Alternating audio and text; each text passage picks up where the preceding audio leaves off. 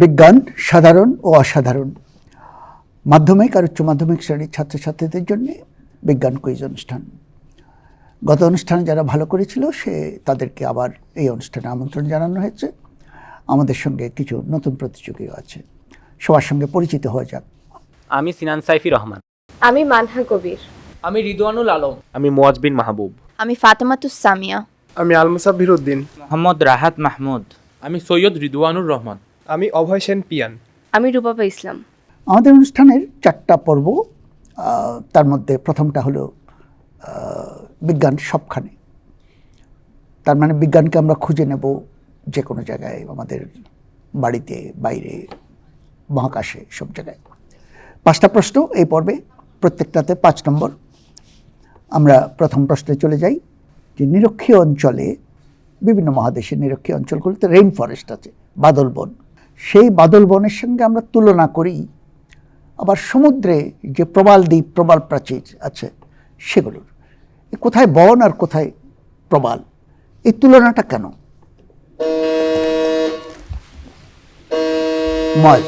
এটার কারণ হচ্ছে আপনার রেইন ফরেস্টে যে পরিমাণে বায়োডাইভার্সিটি দেখা যায়, সে একই পরিমাণ বায়োডাইভার্সিটি আপনার যে কোরাল রিফগুলো আছে ওই সব জায়গায় দেখা যায়।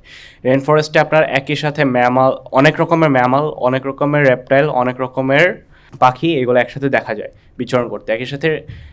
এখন কোরাল রিফে তো আমরা মাছই দেখি, কিন্তু মাছের এত পরিমাণের প্রজাতি দেখতে পারি যে ওটাকে রেইন ফরেস্টের সাথে তুলনা করা যায়, এবং একই সাথে কোরালের অনেক রকম প্রজাতি দেখা যায়, এবং অনেক ধরনের অমেরুদণ্ডী প্রাণীর প্রজাতি দেখা যায়, যেমন পরিফেরা, নিডারিয়া, এগুলোর অনেকগুলো প্রজাতি দেখা যায়। এই প্রজাতিগত বায়োডাইভার্সিটির সিমিলারিটির জন্য এই দুইটাকে একই সাথে তুলনা করা হয়।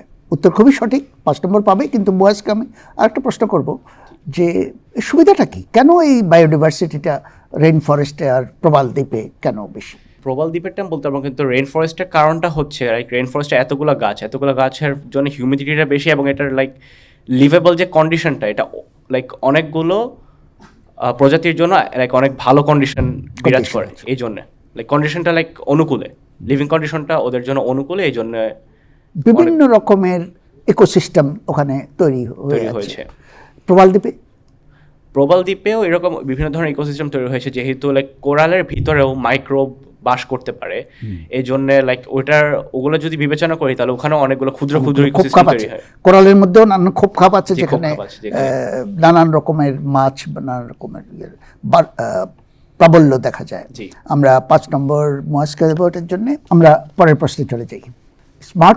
আমাদের স্মার্টফোনে অনেকগুলো কাজ করি, বিশেষ করে যদি লম্বা ভিডিও কলে করতে থাকি বা অনেকক্ষণ ধরে গেমস খেলি, দেখা যায় ফোনটা গরম হয়ে যায়, বেশ গরম হয়ে যায়।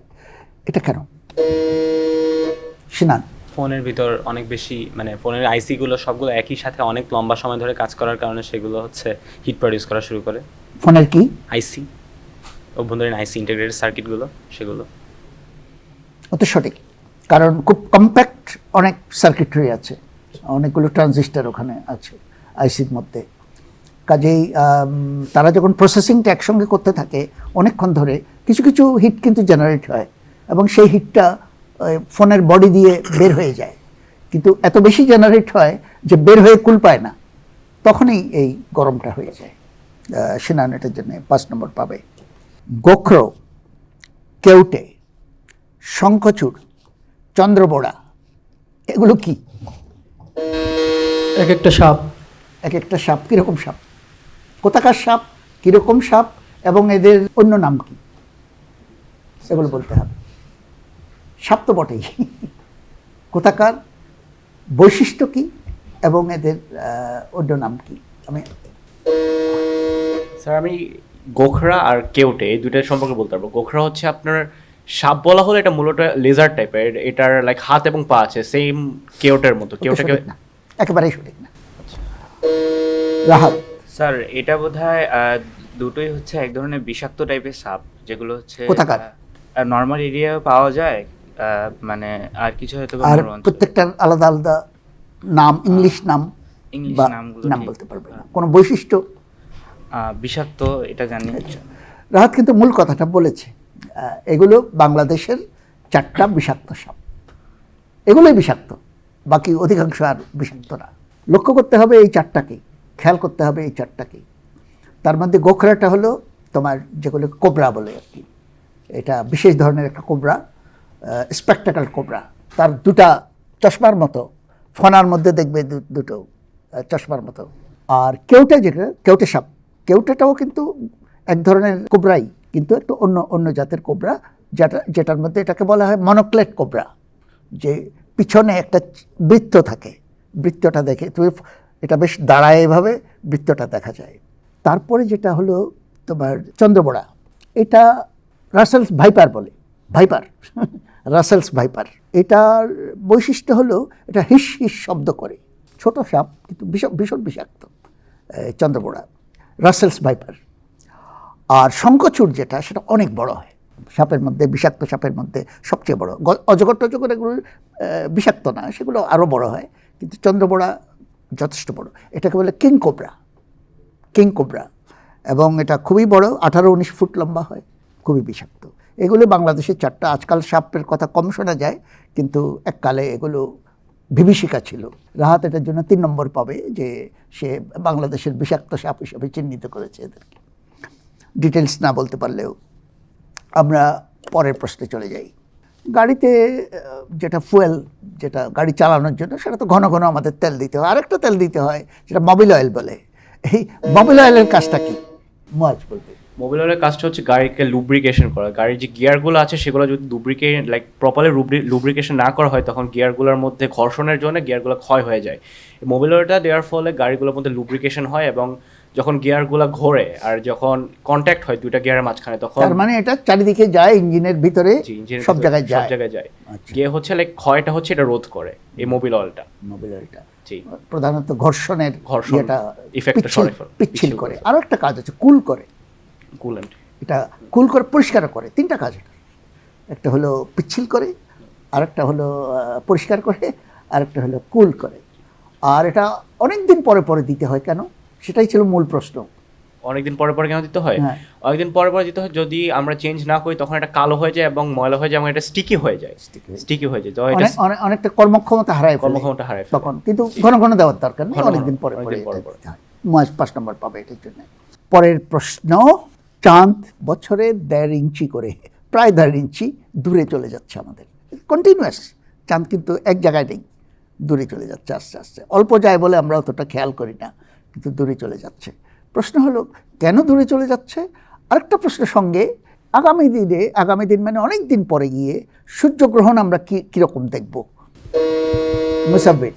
স্যার, চাঁদ মূলত পৃথিবী থেকে দূরে সরে যাচ্ছে, তার কারণ হচ্ছে অন্য একটা গ্রহ। পৃথিবী যে বলে চাঁদকে আকর্ষণ করছে, তার থেকে বেশি আকর্ষণে চাঁদকে নিজের দিকে টানছে। তার ফলে কে টানছে? স্যার, অন্য একটা গ্রহ আছে। অন্য গ্রহ টানছে? না, এটা ঠিক না, আমি অন্য কাউকে সুযোগ দেব। হৃদয়। স্যার মূলত স্যার চাঁদে হলো স্যার ভেলোসিটির জন্য হলো আস্তে আস্তে হলো যে গ্র্যাভিটির, যেটা আর্থের গ্র্যাভিটি, ওটা ছেড়ে চলে যাচ্ছে।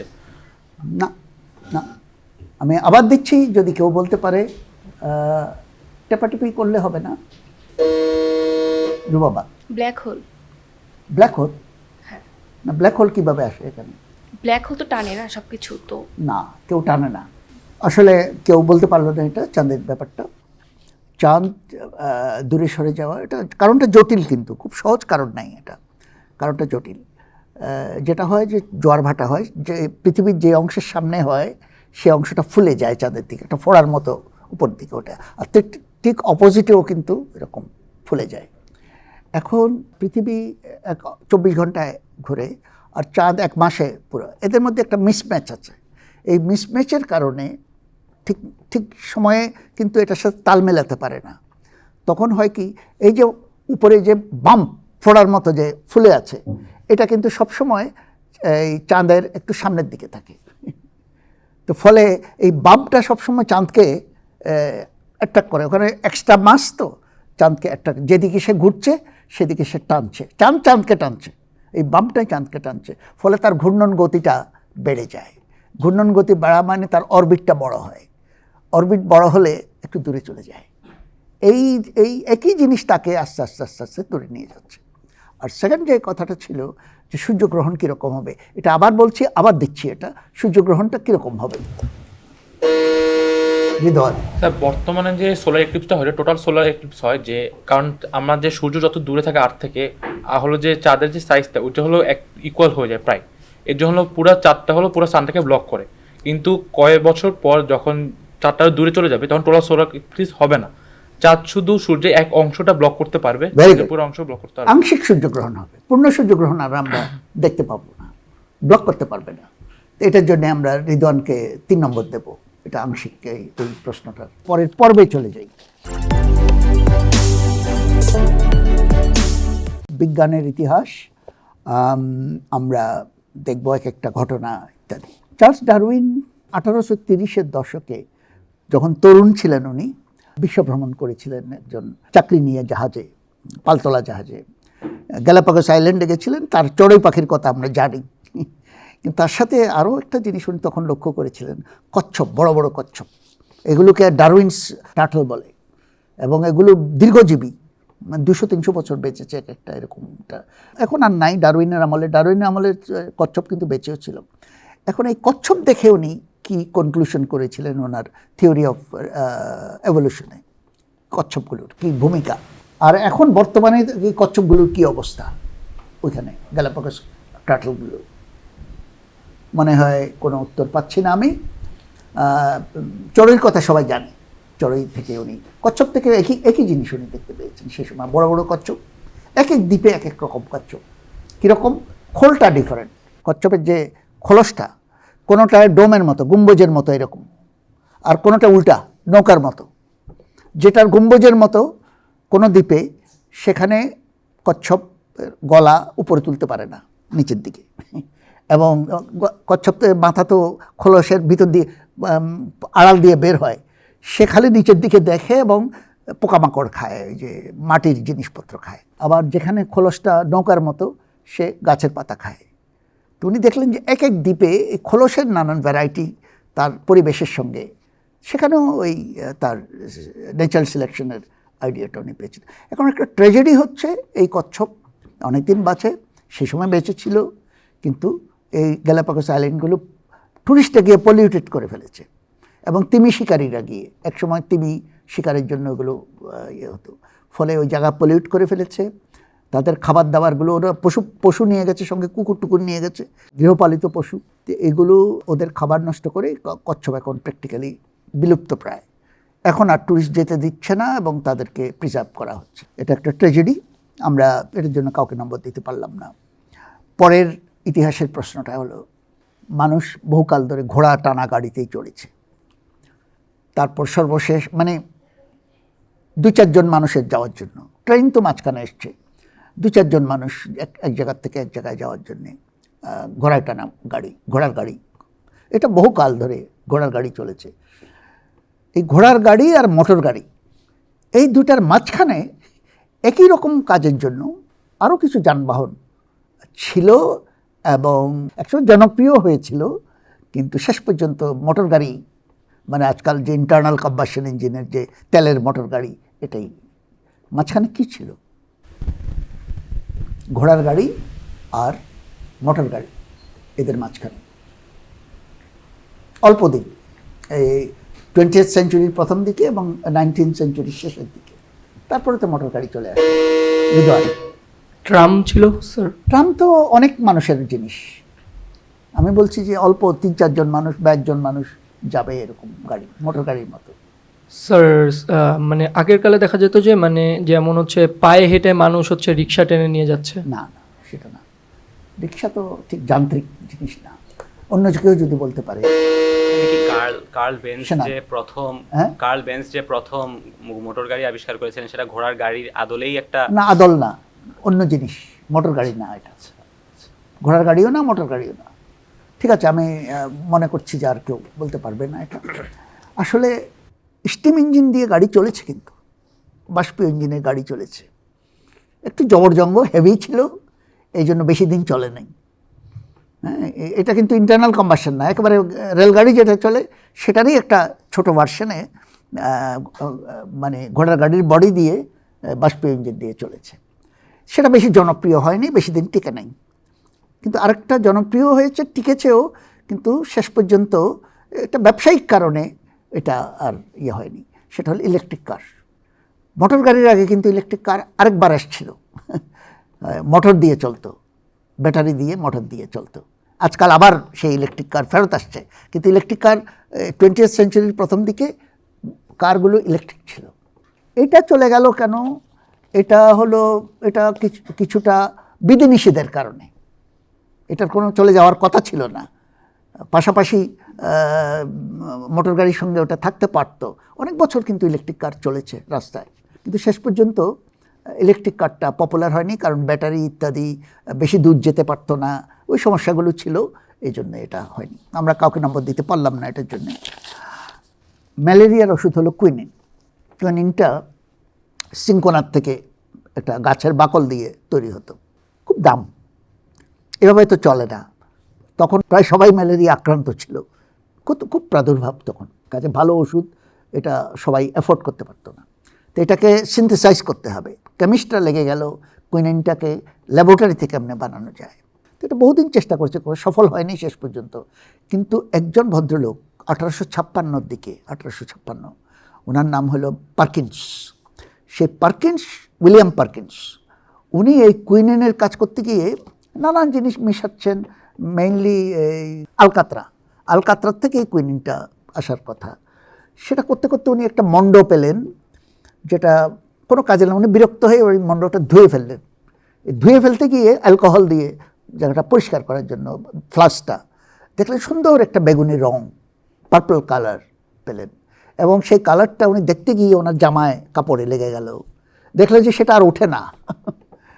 উনি কুইনিন বাদ দিয়ে এই কালার তৈরি করে, রং বস্তু তৈরি করে উনি বিশাল ধনী লোক হয়ে গেলেন। তো এটা কি যুগ সূচনা করলো, কি হয়েছিল এরপর? আর্টিফিশিয়াল ডাই, হ্যাঁ? Chemical die. জি, কেমিক্যাল ডাই, এই প্রথম কেমিক্যাল ডাই আসে।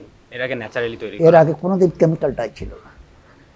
এটা একটা বিপ্লব, কেমিক্যাল ডাই মানে যেটা দিয়ে কাপড় রাঙানো যায় বা যে কোনো জিনিস রাঙানো যায়, ডাই।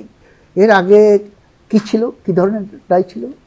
এর আগে সবই ন্যাচারাল ছিল, যেমন গাছের নানা বাকল, অনেক সময় ফুল, অনেক সময় এসব এক্সট্র্যাক্ট দিয়ে হচ্ছে রং তৈরি করার চেষ্টা করা হতো। এটা ব্যয়বহুল ছিল, রং তৈরি করা হতো, এটা ব্যয়বহুল ছিল এবং ন্যাচারাল ডাই। কোনোটা শামুকের থেকে হতো, খয়েরি রংটা, এটা অনেক জায়গায় রাজারা পড়তো, সেটা কিন্তু খুব এক্সপেন্সিভ, শামুকের রস দিয়ে এটা করতো। আর আমাদের দেশে নীলকর সাহেবদের উৎপাত আমরা জানি, যে নীল গাছ থেকে নীল হতো, সে কারণে নীল দর্পণ লিখেছেন, যেহেতু ব্রিটিশরা এটা আমাদের উপর চাপিয়ে দিয়েছিল। এই সব চলে গেল পার্কিন্স পার্পল। এই প্রথম পার্পলটা আসলো, পার্পল মানে বেগুনি রং, তারপর অন্যান্য রঙের এগুলো আসলো। তো কুইনাইন আবিষ্কার হয় নাই, কিন্তু কুইনাইনের উসিলা করে আমরা কেমিক্যাল ডাই আবিষ্কার করেছি। সিনান 5 নম্বর পাবে এটার জন্য। 18 শতকের প্রথম দিকে টেলিগ্রাফটা এসে গিয়েছিল, কিন্তু এটা দূরে যেতে পারতো না, কারণ ডাইরেক্ট কারেন্ট কিছু দূর গেলেই উইক হয়ে যায়, সেটা আর ইলেকট্রোম্যাগনেট তৈরি করতে পারতো না, যেটা টরে টক্কা হবে সেটা আর করতে পারতো না। এটা সলভ করে তারপরে দূরে যাওয়ার ব্যবস্থাটা হয়েছে। এই সলভটা কি করে করলো? স্যার এটা রিপিটার ইউজ করে সলভ করা হয়েছে। রিপিটারটা কি জিনিস? যেটা হচ্ছে আমাদের হচ্ছে দূরের ডিস্টেন্সের জন্য কোনো সিগন্যাল পাঠালে এটা হচ্ছে অল্প দূরত্ব গিয়ে এটা হচ্ছে উইক হয়ে যায়, তখন রিপিটারটা আমাদের আবার ওই সিগন্যালটাকে, জিনিসটা কি স্যার যেটা হচ্ছে উইক সিগন্যালকে আবার হচ্ছে গিয়ে স্ট্রং করে। কিভাবে? আমি কিভাবে জিনিসটা জানার জন্য আবার দেখছি। রিপিটার হলো স্যার উইক সিগন্যালকে স্যার অ্যাম্পলিফাই করে। তো একটা ক্যারিয়ার ওয়েভের বা সিগন্যালের মাধ্যমে একটা হলো এটা উইক সিগন্যালটাকে যুক্ত করে, তারপর যে আরেকটা যে ডেস্টিনেশন ওখানে যে হলো ক্যারিয়ার সিগন্যালটা হলো আলাদা হয়ে যায়। ক্যারিয়ার সিগন্যাল মানে কি? রিপিটার হলো একটা ক্যারিয়ার স্ট্রঙ্গার একটা সিগন্যাল করে, যে বেশি ফ্রিকোয়েন্সি বা ওয়েভলেন্থ। সেই স্ট্রং সিগন্যালটা কোত্থেকে আসে? রিপিটারের দিক দিয়ে। না এটা বুঝিয়ে বলতে হবে, আমি আবার দিচ্ছি। স্যার রিপিটারটা সিগন্যালটা গ্রহণ করে সেটা প্রসেস করে আবার ওই সিগন্যালটা আবার রিক্রিয়েট করে আবার পাঠিয়ে দেয়। কেউ বলতে পারেনি এটা অটোমেটিক্যালি হয়, এটা কোনো এর মধ্যে কোনো মজাজা নাই, এটা একেবারে অটোমেটিক। এটাকে বলে ইলেকট্রোম্যাগনেটিক রিলে।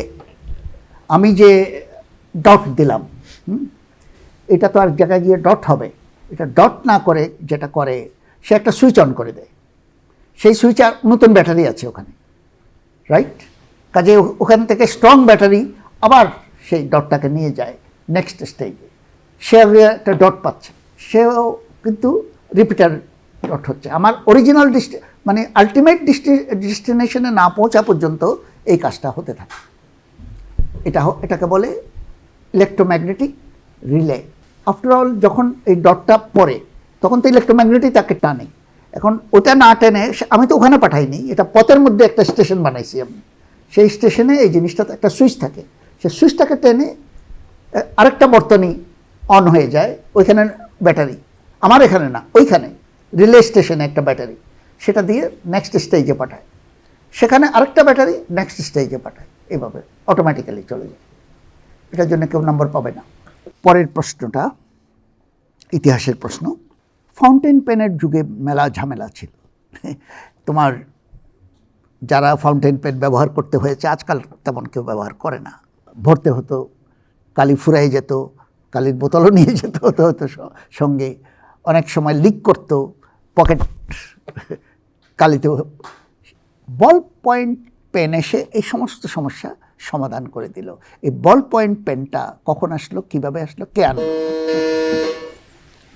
বল পয়েন্ট পেনটা দুজন আলাদাভাবে আবিষ্কার করেছিল। প্রথম আবিষ্কারটা কমার্শিয়ালি সাকসেসফুল হয়নি, এটা করেছিল হচ্ছে আর্জেন্টাইন না, ফার্স্টে করেছিল হাঙ্গেরিয়ান একজন।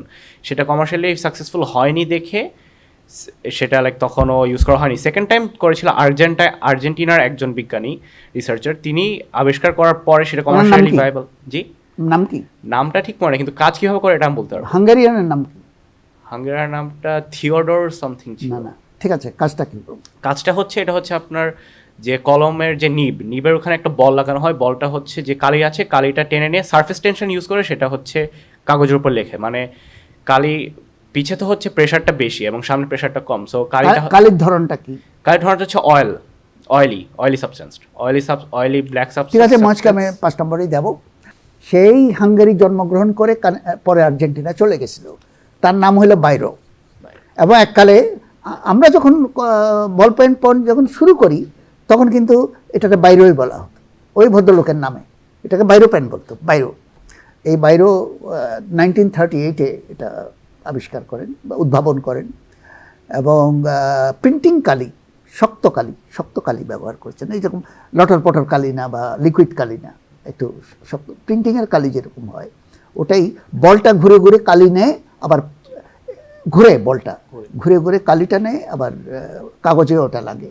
কাজেই এখানে লিক করারও কিছু নেই এবং ঢালারও কিছু নেই, পার্মানেন্টলি কালি করেছে। এটা খুব পপুলার হয়ে যায় তোমার 1950s-এর দিকে, এই বাইরোগুলো। তারপর থেকে তো আমরা এটা নিয়েই আছি। তো আমরা ময়েসকে এটার জন্য 5 নম্বরই দেব। ইতিহাসের বিষয়টা আমরা শেষ করে ফেললাম। তারপর ভবিষ্যতের বিষয় আমরা চলে যাই 2026 থেকে 2036। সামনের দিনে আমরা কি দেখব? আমরা 2টো প্রশ্ন আনব এবং দুটোই 10 নম্বর করে প্রত্যেকটা। নগরাঞ্চলে কৃষি, নগরাঞ্চলে, কারণ চারিদিক নগর হয়ে যাচ্ছে, কাজে কৃষির অনেকটা নগরেই করতে হবে। নগরাঞ্চলে কৃষিটা কিভাবে এগোবে? মানহা। নগরাঞ্চলে আমরা কৃষির যে ব্যাপারটা, এখানে আমরা নতুন নতুন যে জীব প্রযুক্তির যে ব্যাপারটা রয়েছে সেটার মাধ্যমে নতুন জাতের কোনো মানে কৃষি। নগর অঞ্চল তো কৃষির কাজের উপযুক্ত না, এখানে তো জমি নেই, কি করে করবো? ওটাই তো আসল। আমরা ছাদ বাগান বা কোনো কিছু করতে পারি। এখানে আমরা অল্প জায়গার মধ্যে আমরা কিভাবে উন্নত মানের ফসল তৈরি করব, এই ব্যাপারটা কাজে লাগিয়ে আমরা আমাদের বাসা বাড়িতেই অনেক রকমের ফসলের চাষ করতে পারি। এক্ষেত্রে আমরা জীব প্রযুক্তির যে বিষয়গুলো রয়েছে, তারপরে টিস্যু কালচারের মাধ্যমে ফলনটা বাড়াতে পারি। এভাবে আর কি নগরে। ঠিক আছে, মানহা কিছু কথা বলেছে, কিন্তু অনেক কথা বাকি রয়ে গেছে। আমরা অভয়, আমাদের কৃষিকাজে যেটা হচ্ছে কি মেইন বিষয়, সেটা হলো কৃষকরা কৃষিকাজে জমি দেখাশোনা করে, অনেক ভালো করে দেখাশোনা করে। এবং নগরাঞ্চলে আমাদের যে আমরা ছোট ছোট বিভিন্ন অঞ্চলে ছোট ছোট বাগান, ছাদ বাগান কিংবা রাস্তার পাশে যে কোনো জায়গায় আমরা ফসল উৎপাদন করব, সেক্ষেত্রে আমাদের ভবিষ্যতে আমরা অভয় সিরিয়াস কৃষি করতে হবে। ছাদ বাগান দিয়ে সিরিয়াস কৃষি হয় না, আরো নতুন কিছু ভাবতে হবে।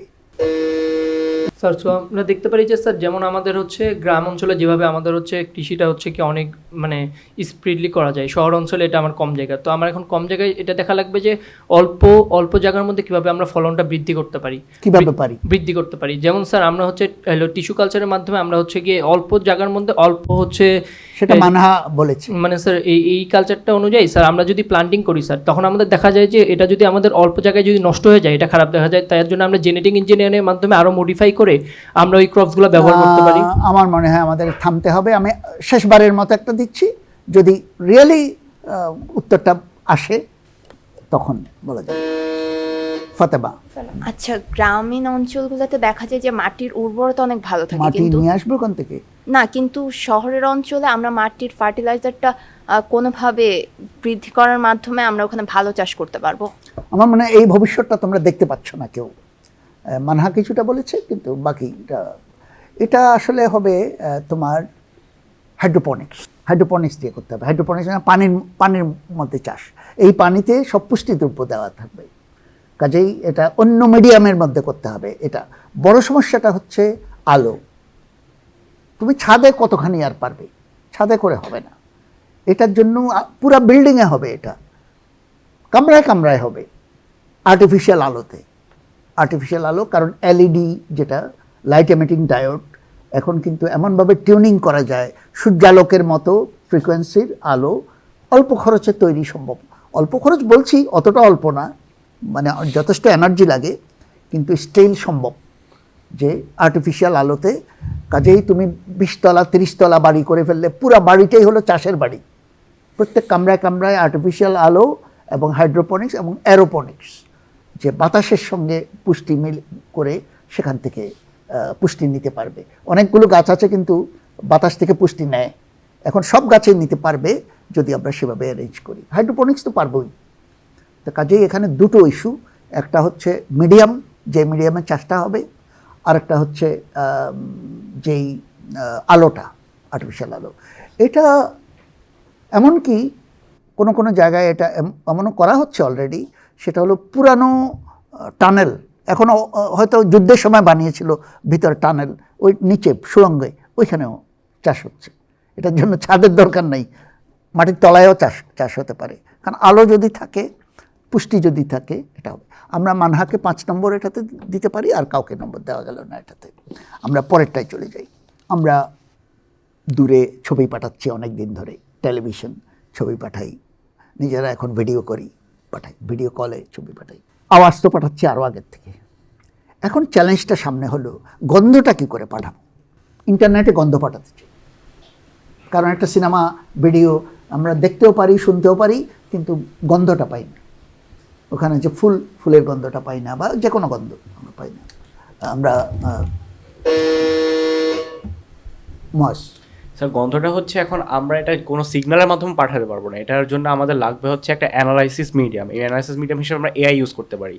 এটা হচ্ছে কি, যখন মনে করেন একটা থিয়েটারে একটা মুভি দেখানো হচ্ছে, সেখানে মনে করেন একটা ফুলের বাগান দেখানো হচ্ছে, এআইটা তখন রিয়েল টাইমে ওই ফুলের বাগানটা অ্যানালাইসিস করে, কোন ফুল, ওই ফুলের গন্ধটা করে, সে এআইয়ের কাছে কয়েকটা কেমিক্যাল থাকবে, সেই কেমিক্যালগুলো মিক্স করে সে সেই গন্ধটা তৈরি করতে পারবে, এবং ব্যাপন প্রক্রিয়া সে সিনেমা হলের মধ্যে অথবা লাইক সিনেমা হলে, বুঝলাম। জি, আমি তো এটা আমেরিকায় পাঠাতে চাই, ইন্টারনেটে পাঠাতে চাই, ইন্টারনেটে। সো সেখানেও এআই ইন্টিগ্রেট করা থাকবে, যে আমি গন্ধটা পাঠাবো, তখন সেই এআইটা আমার সিগন্যালটা নিয়ে সেই এআইয়ের কাছে এখানে কেমিক্যালটা লাগবে, যে কেমিক্যালটা সে নিজে সিনথেসিস করে ব্যাপন প্রক্রিয়ার মাধ্যমে ওই গন্ধটা। ব্যাপনটা কি? ব্যাপনটা হচ্ছে আপনার কম চাপের, কম ঘনত্বের জায়গা থেকে বেশি। আমার মনে হয় আমরা অনর্থক এটাকে বেশি কমপ্লিকেটেড করছি। আমি বারবার বলছি যে ইন্টারনেটে পাঠাবো, ইন্টারনেটে আমরা যে সিগন্যালটা পাঠাবো, তাহলে ইন্টারনেটে পেতে হলে আমাকে ওরকম সিগন্যাল লাগবে। জি, আমি অন্য কাউকে সুযোগ দেবো। আবার কেউ যদি বলো, আমার মনে হয় কেউ বলবে না। রিদওয়ান, এরকম হতে পারে যে আমি আমার বন্ধুকে একটা ছবি পাঠালাম, এখন হলো আমার বন্ধুর কম্পিউটার একটা ইন্টিগ্রেটেড এআই থাকবে, যে এআইটা ডিপ লার্নিংয়ের মাধ্যমে জানতে পারবে যে যে ছবি দেখলে যে কী ধরনের গন্ধ হতে পারে। এখন আমরা একটা এক্সটার্নাল পিসি পার্ট রাখতে পারি, যেরকম একটা স্পিকারের মতো, ওইখানে হলো অনেক ধরনের পাউডার থাকবে, এখন ওই পাউডারের মিক্সচার করে বিভিন্ন গন্ধ প্রডিউস করা যাবে। ওই এআইটা ডিপ লার্নিংয়ের মাধ্যমে জানতে পারবে যে কোন পাউডার মিক্স করে। কিন্তু আমার যে গন্ধ, আমি গোলাপের গন্ধটা, হ্যাঁ, এটা আমি আমেরিকা পাঠাতে চাই। আমাকে দেখছে, আমার সামনে গোলাপ, সে গোলাপের গন্ধটা পাঠাতে চাই, কীভাবে পাঠাবো? এই যে ছবির মাধ্যমে পাঠানো যায়। ছবির মাধ্যমে এটা পাঠানো যাবে না। তো আমার মনে হয় আমরা এখানেই থামি। এটা জিনিসটা হচ্ছে বেসিক্যালি আমি যদি ইন্টারনেট ইউজ করতে চাই তাহলে আমাকে ইন্টারনেটে পাঠাতে হবে, তার মানে ইলেকট্রোম্যাগনেটিক ওয়েভে পাঠাতে হবে, ডিজিটালি পাঠাতে হবে। আমার কাজটা হলো গন্ধকে ডিজিটালে পরিণত করা, যেরকম আমি ছবিকে করেছি। ছবিকে কি করে করেছি? ছবিটাকে ভাগ করে ফেলেছি পিক্সেলে। সেখানে বেসিক কালার হচ্ছে নীল, সবুজ, লাল, এই তিনটা মেশালে আমি একটা কালার পাচ্ছি। এরকম পিক্সেলের কালারগুলোকে আমি ডিজিটাল সিগন্যালে পরিণত করেছি, সংখ্যায় পরিণত করেছি, এবং সেভাবে ছবিটা পাঠিয়ে দিচ্ছি। সেখানে ছবিটা আবার রিক্রিয়েট করছে ওই সিগন্যালের মতো। আমি যদি গন্ধটাকেও এরকম ডিজিটাল করে ফেলতে পারি, তার মানে আমাকে মৌলিক গন্ধটা লাগবে, মৌলিক যে বেসিক গন্ধ, যে এইটার সাথে এটা মেশালে এই গন্ধ হয়, এটার সাথে এটা মেশালে এই গন্ধ হয়। সে বেসিক জিনিসটা করার জন্য আমরা যেটা করতে হবে, যে যেমন গোলাপের যে বিভিন্ন গ্যাস বেরোচ্ছে, সেই গ্যাস থেকেই তো আমরা গন্ধগুলো পাচ্ছি 4-5 রকমের। প্রত্যেকটা গ্যাসের কি গন্ধ সেগুলোকে আমরা স্প্লিট করে করে এগুলো করতে হবে, এবং সেটাকে আমার বেসিক গন্ধ করে, এখানে এর একটা ভূমিকা আছে যে এটাকে বেসিকগুলোকে বের করে দেওয়া। সেটা একবার করে ফেলতে পারলে আর কোনো অসুবিধা নেই। সেভাবে আমার কথার সিগন্যাল যেরকম, আমার ছবির সিগন্যাল যেরকম, গন্ধের সিগন্যালও একই রকমে যাবে। এখন ওইখানে কি হবে? ওইখানে সে সিগন্যালটা পাবে এবং একটা কার্টিজ বানানো হবে। কার্টিজ মানে একটা বাক্স যেখানে মৌলিক গন্ধগুলো থাকবে। এখন সিগন্যাল সেগুলো মিক্স করে করে দেবে। এটার জন্য আমার মনে হয় আমরা কাউকে নম্বর দিতে পারলাম না। আমাদের এই পর্বটা শেষ হয়ে গেল, যেটা হচ্ছে আমাদের ভবিষ্যতের যে পর্বটা। আমরা আমাদের অনুষ্ঠানের শেষ পর্বে চলে আসলাম, যেটা হচ্ছে আজকের লিমেরিক। আমরা দুটা লিমেরিক ছড়া, বিজ্ঞান সংক্রান্ত 5 লাইনের ছড়া, সেটা লক্ষ্য করতে হবে এবং কি তার ব্যাকগ্রাউন্ড, প্রত্যেকটা ছত্রে ছত্রে লাইনে লাইনে ঘটনাটা বলতে হবে। প্রথম লিমেরিকটা, প্রত্যেক লিমেরিকে কিন্তু 10 নম্বর, 2টা লিমেরিক হবে। প্রথম লিমেরিক: ঘন্টা বাজে খাবার আসে ঘরে, খাবার লোভে জিবে লালা ঝরে, ঘন্টা শুনেই লালা, খাবার জেনে কি জ্বালা, কন্ডিশনিং নামেই তাকে ধরে। এখানে কি পাভলভের এক্সপেরিমেন্টের কথা বলা হচ্ছে? হ্যাঁ, তো পাভলভ হচ্ছে একজন রাশিয়ান ছিলেন। তিনি দেখেছিলেন, তিনি আসলে কোনো বাড়িতে, কোনো হাউস হোল্ডে হচ্ছে কুকুরদের খাওয়ানোর দায়িত্বে ছিলেন এবং তিনি বহু বছর ধরে হচ্ছে কুকুরদের খাওয়াতেন। একদিন তিনি খাওয়া ছাড়াই ঘরে প্রবেশ করে দেখলেন যে তিনি ঢুকা মাত্রই কুকুরদের হচ্ছে জিভে লালা ধরা। উনি ঢুকার জন্য না, আমি বলছি, আমি অন্য কাউকে সুযোগ দেব, কিন্তু শুনে তারপর বলতে হবে। ঘন্টা বাজে খাবার আসে ঘরে, খাবার লোভে জিভে লালা ঝরে, ঘন্টা শুনেই লালা, খাবার নেই কি জ্বালা, কন্ডিশনিং নামেই তাকে ধরে। এখানে হলো তো পাভলভের এক্সপেরিমেন্টে বলা হয়েছে, যেখানে হলো এক্সপেরিমেন্টার দিয়ে দেখাচ্ছে যে প্রাণীরা হলো একটা জিনিসকে আরেকটা জিনিসের সাথে অ্যাসোসিয়েট করতে পারে। এখন হলো উনি প্রথমে হলো একটা কুকুরকে হলো প্রত্যেকদিন খাবার দিতেন, একটা ঘন্টা বাজাতেন। এখন আস্তে আস্তে কয়েক মাস হলো এরকম খাবার দেওয়া হয়, কিন্তু তারপর হলো খাবার বন্ধ দিয়ে শুধু ঘন্টা বাজানো হতো। আর তখন কুকুরটা খাবার না পেলেও হলো তা হলো লালা বের হতো। এখন ওটা দিয়ে বোঝানো যাচ্ছে যে সে হলো যদিও খাবার পাচ্ছে না, সে যেহেতু বেলের সাথে হলো খাবারটা অ্যাসোসিয়েট করতেছে, এই জন্য সে মনে করছে যে বেলই হলো। শেষ লাইনটা কন্ডিশনিং নামেই তাকে ধরে। স্যার কন্ডিশনটা হলো যে স্যার বেল বাজাই হলো তার কন্ডিশন যে খাবার পাবে। এন স্যার সে মনে করছে, কুকুরটা মনে করছে যে যেহেতু বেল বাজছে সে খাবার পাবেই, এই জন্য সেই এটা হৃদয় নম্বর পাবে। কিন্তু তারপরেও আমি এই কন্ডিশনিং কথাটার জন্য আবার দিচ্ছি, কে বুঝাতে পারবে। এখন এই ফেনোমেনা, এই ঘটনাটাকেই পাভলভ হচ্ছে কন্ডিশনিং নামে করে, লাইক কন্ডিশন রিফ্লেক্স, হ্যাঁ, এই নামে হচ্ছে, মানে কুকুরটা কন্ডিশনড হয়ে গেছে, ঘন্টা শুনলেই সে মনে করে যে খাবার এসে গেছে, তখন লালা তার বেরোয়, সে লালাটা মাপা হয়। রিদওয়ান 8 আর মুয়াজ 2। আমরা পরের লিমেরিকে চলে যাই, শুনে বলতে হবে। দুনিয়াতে তুমি কোথায় আছো দি বলে, আমি বলে দিই, দুনিয়াতে তুমি কোথায় আছো দি বলে, পাহাড়ে সাগরে তোমার পিছনে যাই চলে, কিন্তু সুরঙ্গে ঢুকলে লিঙ্ক কেটে গেলে তোমাকে হারিয়ে ফেলি অন্ধকার তলে। স্যার এটা কি দিক নির্দেশনা বলা হচ্ছে? যে লাইক না, এটা দিক নির্দেশনা নয়, এটা একটা ডিভাইস, একটা যন্ত্র, একটা, আমি আবার দিচ্ছি, জিপিএস, এটা GPS, global positioning system. GPS GPS কিভাবে কাজ করে? জিপিএস হচ্ছে মহাশূন্যে মানে পৃথিবীর অরবিটে একটা কিছু স্যাটেলাইট থাকে, সেটা হচ্ছে মানে পৃথিবীর যে আপনি যে লোকেশনে আছেন সেটাকে হচ্ছে অ্যাপ্রক্সিমেট করবে। মানে 3টা স্যাটেলাইট আছে, তা সবগুলো স্যাটেলাইট সিগন্যাল ব্যবহার করে আপনার লোকেশনটা অ্যাপ্রক্সিমেট করতে পারে। এবং বলা হচ্ছে যে সুরঙ্গে না, এই যে দুনিয়াতে তুমি কোথায় আছো বলে, সে বলে দিচ্ছে আমি কোথায় আছি, আমি সাভারে না ঢাকায় না গুলশানে, সে বলে দিচ্ছে। পাহাড়ে সাগরে, আমি সাগরে গেলেও সে বলে দিচ্ছে, পাহাড়ে উঠলেও সে বলে দিচ্ছে। কিন্তু একটা জায়গায় সুরঙ্গে ঢুকলে লিঙ্ক কেটে গেলে তোমাকে হারিয়ে ফেলি অন্ধকার তলে। আর সুরঙ্গের নিচে সে মানে তার সিগন্যালটা কাজ করে না, স্যাটেলাইটের সিগন্যাল মাটির নিচে। জি, সিগন্যাল তো আসতে পারে না, তার একমাত্র সে বলতে পারবে না তুমি সুরঙ্গে ঢুকলে, কিন্তু অন্য সব জায়গায় সে কিন্তু পারে। সিনান 10 নম্বর এটার জন্যে। আমরা আমাদের অনুষ্ঠানও শেষ করে ফেললাম।